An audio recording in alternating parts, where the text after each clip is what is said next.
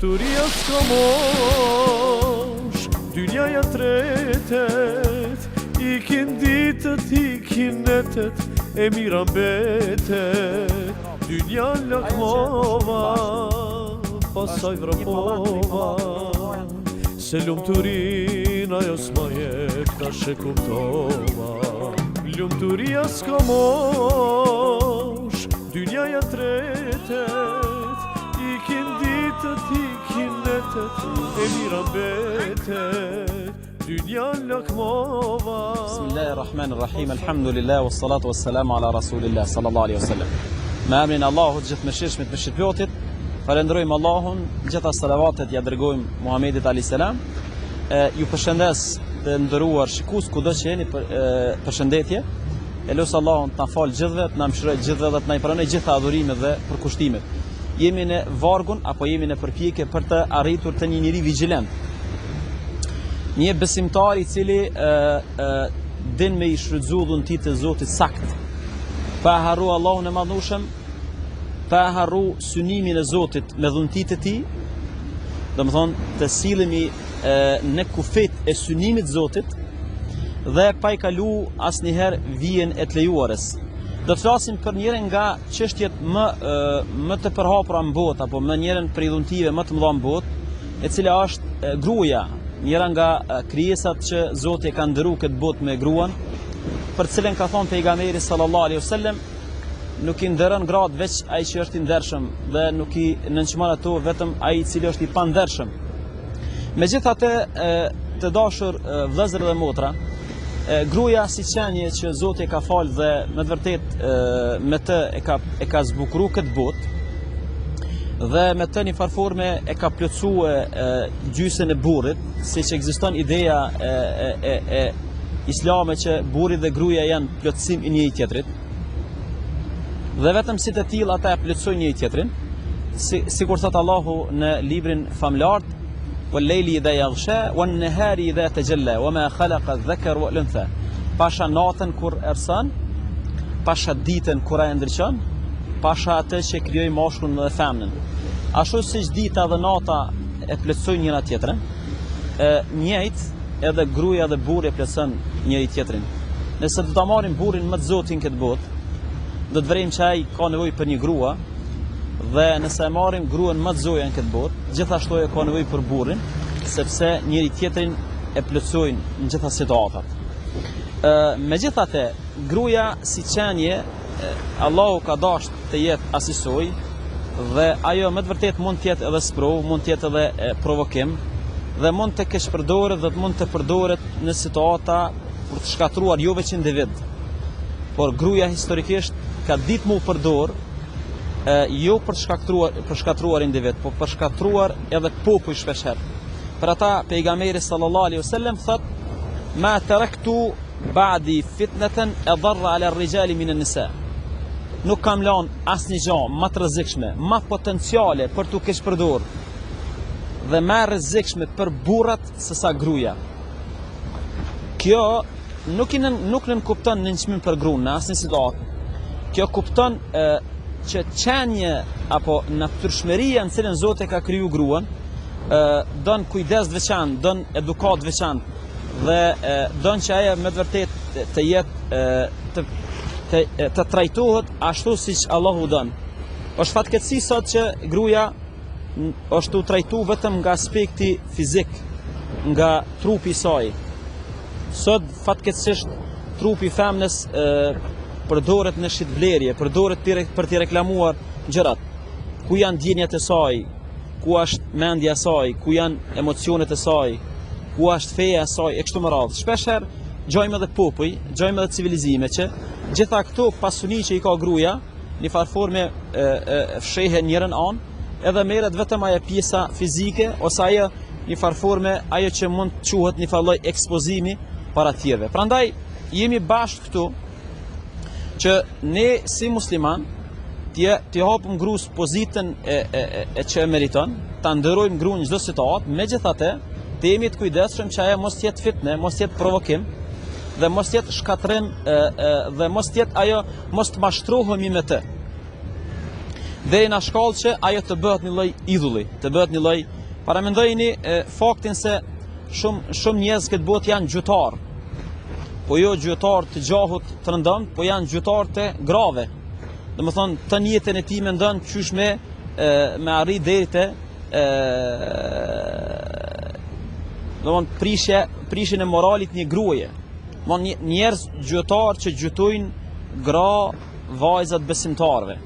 Me të vërtetë kjo është shpeshherë për metall keq, sidomos kur flasim për musliman, për të cilët ka thënë pejgamberi sallallahu alaihi wasallam, li kulli dinin khuluq, çdo fe ka moral, çdo fe ka një specifik në etik. Wa khuluqul islami al haya, specifika e etikës islame është marrja, turpi. Men la haya lahu la din lahu. Kush nuk ka turp, nuk ka dhe fe. Do të mundohem në vazhdim, si zakonisht, që shemi mësu, mas pari me pa qysh do këtë një njeri që është i mashtruar, apo është i dhanë ekstremisht mas grave, dhe e ka keqkuptu rolin e gruas në këtë botë, cilat janë elementet apo simptomat.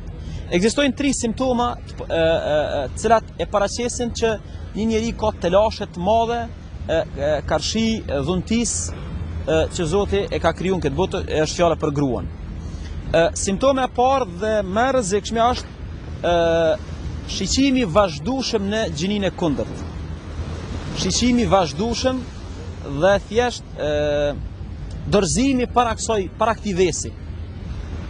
Shpeshherë vjen keq në rrugët e muslimanëve të kalosh, s'mund të kalojsh pa të kthyer njerëz.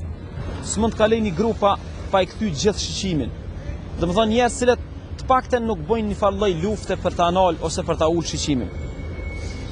E dyta është çështja e njerëzve të cilët bëjnë veprime caktuara për ta tërhiqur vëmendjen e grave. Thjesht domethënë ai ka një farë lloj idoli gratë.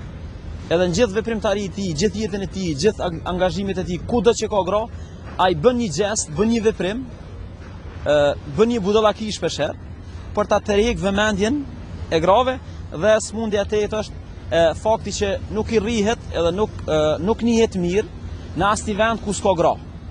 Domethënë njëri që thjesht ka arrit një farë lloj varësie, qoftë në punë, qoftë çfarë dush hapësire. Nëse nuk ka gra, nuk njihet mirë ose nuk i pëlqen ai vend. Nëse ekzistojnë këto 3 simptoma, atëherë kemi bëjmë me një njeri që është i mashtruar karshi gjinis tjetër. Dhe me të vërtetë ky njeri ka nevojë të shërohet. Në radhë dytë, gjithë jemi në përpjekje mi pa cilat janë dënimet, sepse gjithë po flasim për njerëz që janë të mashtruar, dhe nëse njeriu mashtrohet, sigurisht do të goditet me bela, me smundje, apo shpeshherë po i quajmë edhe dënime kushtimisht. Dënimi i parë është lakmia. Dënimi i parë është lakmia apo etja. Ta njerëz nuk ngopen me këso gjanash. Ta njerëz domethënë janë test, janë uritur, janë lakmiqar në çdo vajzë apo në çdo gruë që e shohin gjithësi, që nuk është në rregull, që është një lloj smundje kjo, sepse shpeshherë atë që shiqoj me sy nuk ka për ne ajo, nuk na bën dobi.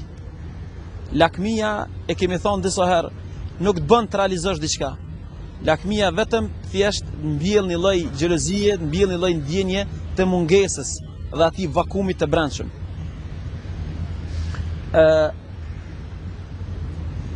Smundja e dytë apo goditja e dytë apo dënimi i dytë është njeriu fillon me hub shijen e të lejuarës. Nëse është i martuar, fillon me një zbet dashuria karshi gruas tij, që është shumë e rrezikshme. Ulemoja islam thojnë: "Men lam yarda bil halali hurima ladhat al jamali." Kush nuk pajtohet me halalin, privohet nga shija e të lejuarës apo e të bukurës. Kush nuk pajtohet me të lejuarën, kush nuk kënaqet me të lejuarën, nuk më në shijon të bukurën. Kjo është një lloj, me të vërtetë kur njeriu analizon këtë çështje, del në pa që shumë njerëz janë të martuar, kanë gratë, kanë domethënë jetë shumë të mirë familjare, mirë po lakmia në gratë tjera, lakmia në besimtarët apo në shiqimin tek tjerat, shpeshherë ja zbeh dashurinë apo ja zbeh kënaqësinë me gruan e tij.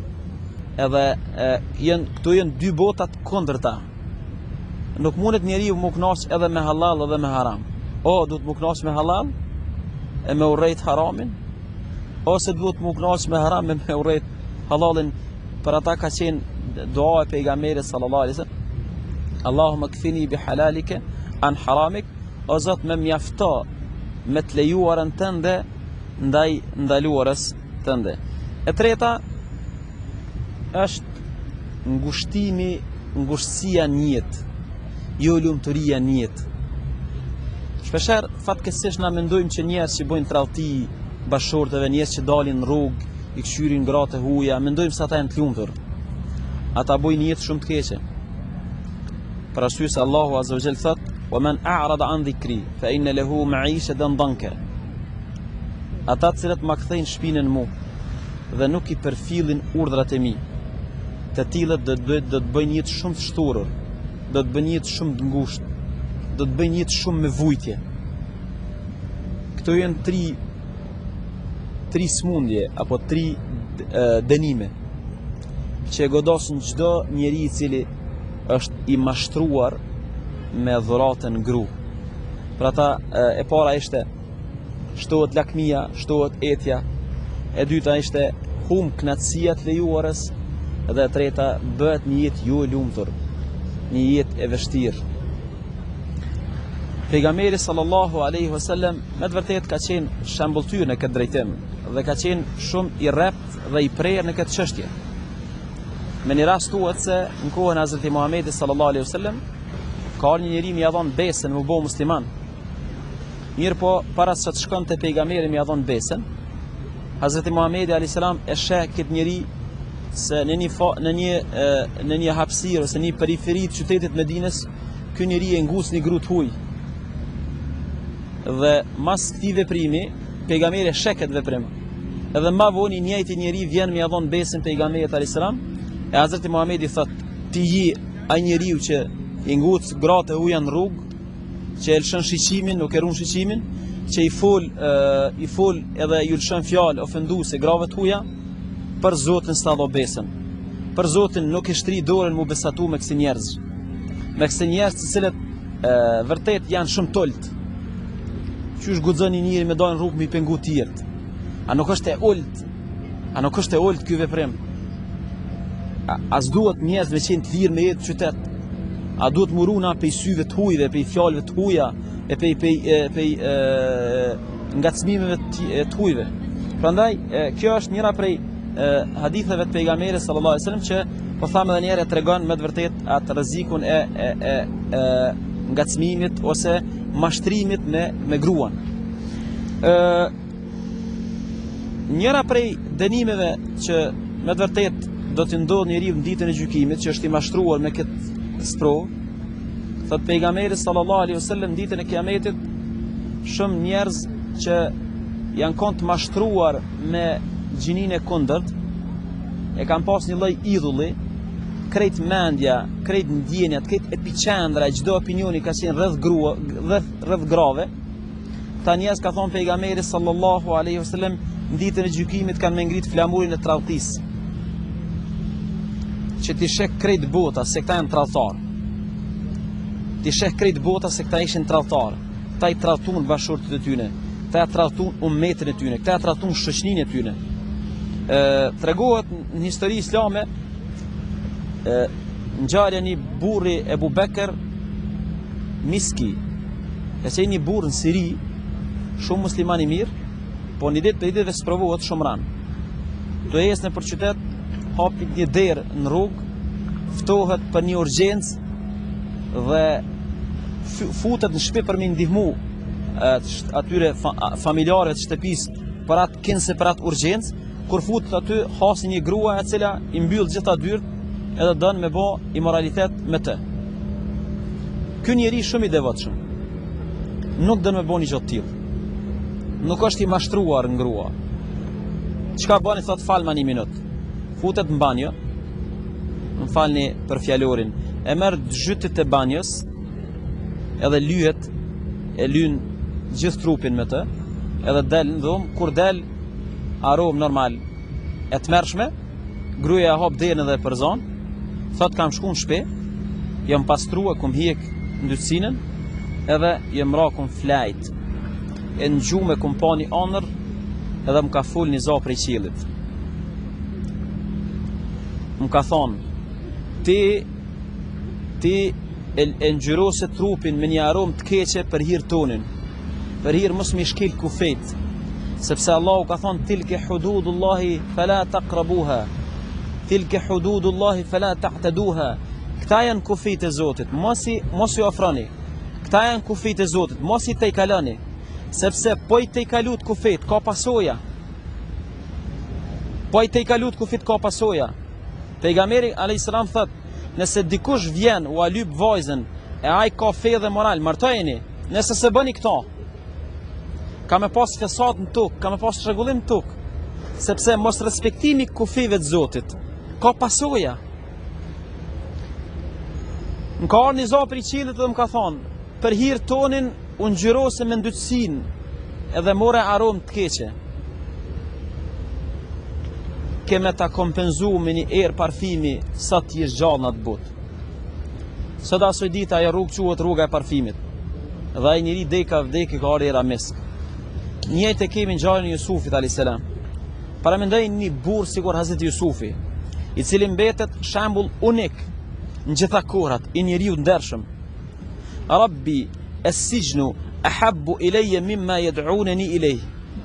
Wa illa tasrif anni kaydahunna asbu ilayhinna wa kum min al-jahilin. O Zoti im, burgu për cilin po ftohem është më i dashur për mua se sa tek ajo që po ftohem. Më fut në burg është më lehtë për mua se sa tek imoraliteti që po ftohem ose po ngacmohem. Dietarët kanë shpjeguar shumë mirë një fakt këtu. Kanë thonë burgu është kafazi trupit, ndërsa imoraliteti është kafazi shpirtit, kafazi zemrës. Hazreti Jusufi ma përpara ka preferu burgun e trupit se sa burgun e shpirtit. O Zot, nëse nuk mbron prej ngacmive, prej intrigave tyre, unë do të bin këtë sprovë, do të jem për të humbrave. Kjo është doa e jonë që Allahu më na rujt, Allahu më na dhon mendjet hajrit, edhe Allahu i madhnushëm më na bën njerëz që i nderojmë gratë në çfarëdo situate. Por megjithatë nuk duhet të jetë gruaja idhull, nuk duhet epiqendra e gjitha mendimeve, gjitha bisedave. Para mendoni ka njerëz 24 orë nuk besojnë diçka tjetër, vetëm këso lloj muhabetesh. Kjo flet që ai nuk ka tjetër preokupim vetëm gruan. Kjo është sigurisht që me të vërtet është mashtrim me një dhunti që Allahu na ka dhuru. Faleminderit shumë, selamu alaikum wa rahmatullahi wa barakatuh.